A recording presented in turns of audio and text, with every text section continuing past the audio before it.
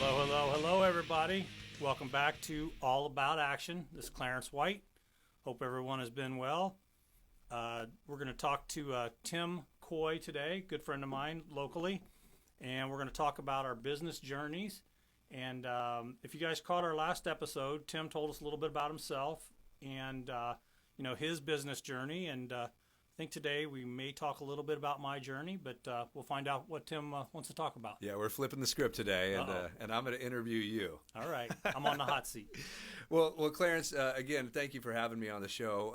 I have really just been kind of fascinated by you and your journey because, in our little drive-bys that we mentioned whenever we see each other at the gym, you always have great wisdom for me, and I truly appreciate that.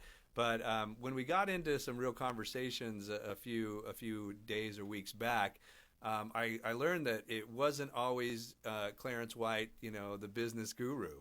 Not so much, no.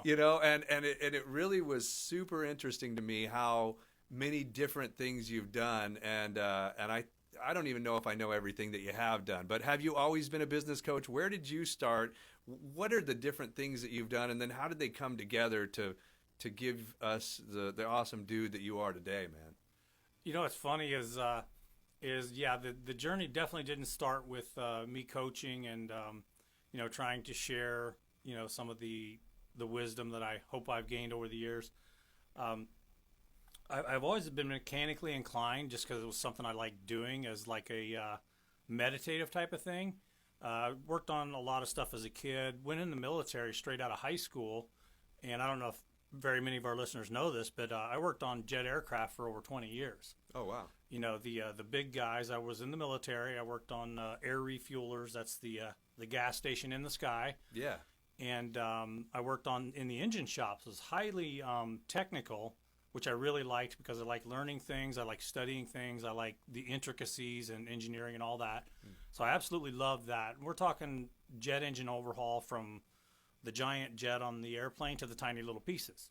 So I did that for 4 years in the military, and before I got out of the service, I'd been set up with a job in Southern California. I was in Northern California in service, and started my job. I got a job 3 weeks before I got out of the military. I was honorably discharged in 1989.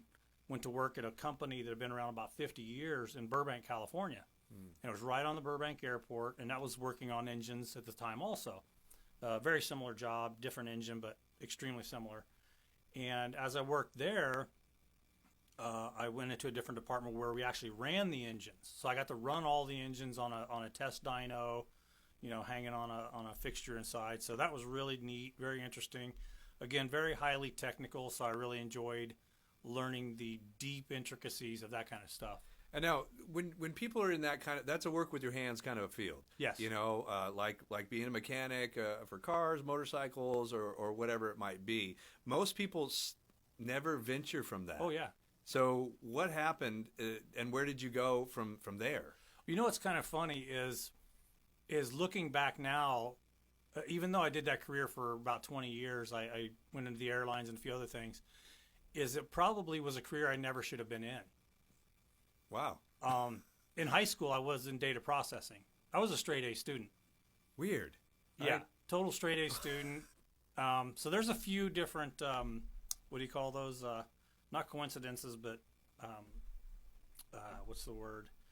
Yeah, it was like different versions of Yes. Clarence, man. Oh, yeah. So you went from like IT basically to working with your hands, and those are two things that don't usually come together either. You're either a cerebral, or you're a work with your hands kind of guy, or you're maybe an academic. Right. So, I was kind of an artist as a kid too.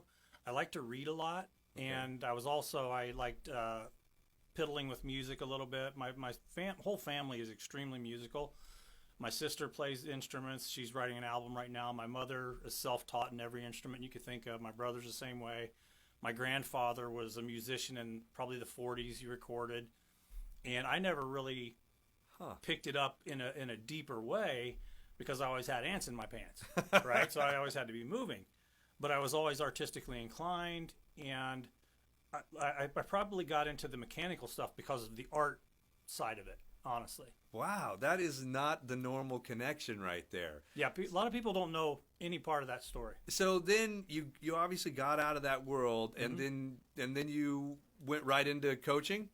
Well, you know, I've always been a mentor. I was always a mentor, even in school, because I had such good grades. Right. And a lot of young boys, besides, you know, being boys, they don't a lot of times have as good a grades as some of the girls. Yeah. It's because the teaching system isn't set up for boys. It just isn't. Okay. But luckily, I picked up things very quickly, and I was always mentoring people, even from as long back as I can remember, 4th, 5th grade. So you always had that strong desire to help people. Yeah. But you did something else after that. You didn't go right into the Clarence that I know today. Oh, no. There were a couple of zigzags. You know, I was in aviation for quite a few years. I was laid off in the mid-'90s and got into private training and massage. Okay. So these might be a couple things that don't go along with everything else. But again, the training I had been doing since 1985. I was always a good learner, so I learned everything there was about bodybuilding, fitness, gained 50 pounds in the military. Got it. 150 pounds to 200 pounds. Wow. And then, you know, I was training people in the military. When I got laid off from aviation in 94, I went into private training for a few years. Okay. And then I actually got back into aviation when I met my wife and had another short career there, about another 10 or 12 years. Okay. And then around 2005, I was just sick and tired of aviation, sick and tired of no control over my life. And, you know, some of our listeners probably go through some of that where you don't necessarily hate your job, but you're not fulfilled by it. Sure. And the money may or may not be there. And we made a decision in 2005 that I was going to quit my career in aviation. Okay. And at the time, you know, I've heard people joke, well, you know, it must be nice to quit your job and, you know, your wife's got a good job and everything's nice and cushy. I'm like, no. I just bought a brand new house. I had a 5-year-old daughter and a stay-at-home wife. Yeah. Okay. So there's a lot of debt there's a lot of terror. financial. Yeah. Honestly, terror. there's a lot of terror. You know, I joke with people about going out on your own is never easier, but it's always better. Yeah. Right? I mean, you know that as an entrepreneur and a businessman yourself, that life hasn't been easier, but I tell people, hey, I get to work 168 hours a week if I want, you know. And it's cute that you have your little part-time 40 hours that you go into work. Part-time 40 hours. Yeah, yeah. But, yeah, we took a few different turns after I quit my career in aviation. I started a window washing company, and it made a little bit of money. Okay. And then I started an ATV business, which made a little bit of money. That was my Friday, Saturday, Sunday job. My window washing was through the week. Okay. And I had entirely too much time on my hands at the time then, so I started 2 trucking companies then also. So wait. So I could work Monday through Sunday. So you were doing window washing, an ATV company, and then not one, but 2 trucking two companies. trucking companies. Well, there were 2 different sides of the fence. One was a refrigerated truck over the road. Yeah. One was a local rock and sand truck. Wow. You know, and one of my favorite questions ever is, you know, well, what makes you think you can run a trucking company? And I'm pretty blunt. If anybody knows me, I said truck, gas card, trailer, trucking company. It's true. I mean, there's a lot of I'm no stuff, genius here. but it's really it is, I guess, that simple. Right. But you know, my fascination comes with the fact that none of these seem to have anything to do with each other. Like most people go into aviation, they work for Boeing or Lockheed or whatever for the rest of their life, and hopefully they don't get laid off. You know. But then you were doing window washing and ATVs and then trucking. None of these things seem to have anything to do with any of the other industries. And what I'll say is that if a person starts one business, that's usually pretty monumental. Mm-hmm. You know, in the span of things in their life. If they even start, some people never start a business. If they start one business and they can make it succeed and sustain, that's a pretty amazing feat. But you started multiple businesses in completely different industries. And I get bored easy. But you did it, though. And obviously you found some level of success with those things. Yeah. How long did how did that play out? Did you end up going into one industry more than the other? And did you end up staying in a certain industry for a number of years? Well, those 3 businesses we were running from around, I'm going to say 2004 to maybe 2008. Okay. So it was a highly concentrated time, and you know the economy at the beginning of that was extremely booming. Mm-hmm. And then I joke with people. I say, I went from hero to zero in like 4 years.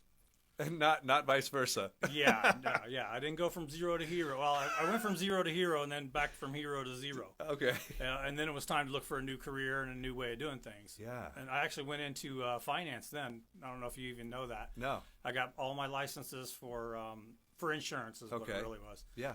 Financial services, that kind of thing. Yep. And what's funny is that industry, I was led into that industry through my trucking company. Okay. Because the guy worked for a network marketing company, Primerica. Yeah. And he got me involved in that. And that got me back into books again, which got me into inspirational reading, motivational stuff. And personal development.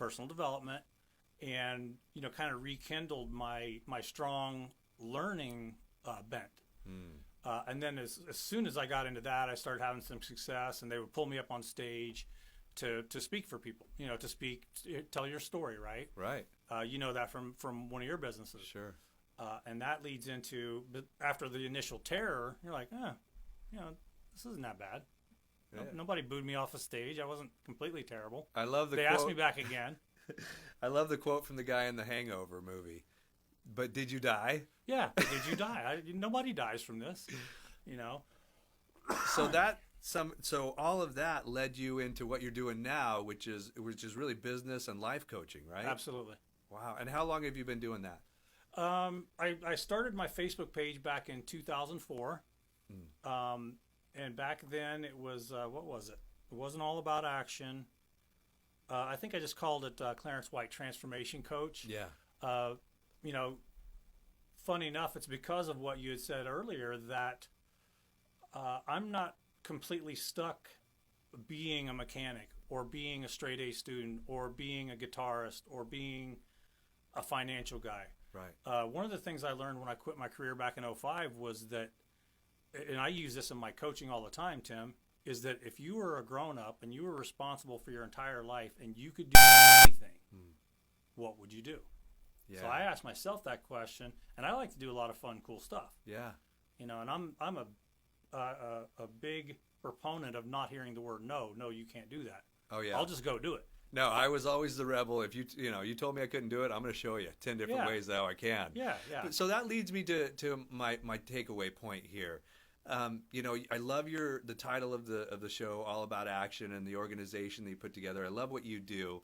But I've noticed, and I told you the little story about these guys I used to hang out with. We would sit out on the porch every day, and they would come up with great ideas. Right. But none of them ever came to fruition. None of them ever turned into businesses, even though they were wonderful ideas. Sure. So, going along with the theme of All About Action, when a person has a good idea, what's the one piece of advice you can give them to get them moving in the right direction and to actually get that business started? What's funny is we were talking off camera, and I told you that that I have a one-step program.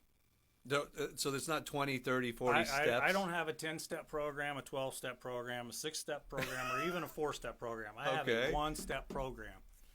Okay, and it is usually, if I'm talking to somebody and they're stuck, because that's my coaching right there. Is They're stuck, they're up against the wall, they're scared to death, they don't know what to do next. Yep. I find out what the next step is, okay? And I always have a person do an extremely simple step, a simple step that will make them move right now, okay? And it may be terrifying, but it's always simple. And it's always a very short step. It's literally the fact that I know you know a lot of things, okay? We know what to do. Yeah. Most of us don't do what we know. So I challenge people to take a step. I did it today before coming into the studio. Is I challenged a guy to have the really direct, honest conversation with a man who wants to become his partner. Yeah. You and I talked about that. Is that two of the same people with the same same type personality the traits. Same type and of all personality that. traits are going to have a hard time being partners because they both want to do the same thing. Right. Whether one guy's a visionary and one guy is a technical guy, you can't have two of the same guy. Yeah, like the Apple example. You needed both Steves. You needed Steve Wozniak and Steve Jobs. One was technical, one was creative. Correct. Right. So I would always challenge a person to do one simple step today. Write out your plan if you need to, but do one step today. Right. Okay, anything that will get you closer, and it can be not even 1%. It can be a 0.5%, because we Right. both know if you stack a bunch of those together, and you take that one step and you have a little win, Yes. you're going to get a little taste of that win. Yeah. You're going to want some more of that. And that's what I love about that is that everybody seems to get, including me, you get a paralysis analysis or analysis paralysis where you think about it so much, or you plan it so much, but you never take a step. And when you take that first step, then you're one step closer. One step closer. Right, and I think that's the gravy right there. That's the good stuff. Right. I love talking to you, and I love what you're all about. How can people find you on Instagram or Facebook or whatever? Yeah, on Facebook I've got a group. It's called All About Action. Okay. And it's got a little picture of me. We'll drop the link in the description. Okay. And then we'll also have an email address in there if you want to carry on any of these conversations with either Tim or myself. Tim's information will be there also. Yeah. So you guys can reach out and contact us. But we'd love to talk to you, and we'd love to do anything we can to help you guys take that one next step. That's perfect. Yeah, I'm on Instagram under at Timothy J. Coy, and same thing on Facebook. So, hey, thanks for having me in again, Clarence. I really appreciate it. Yeah, it's been a great time. All right, dude. Take care.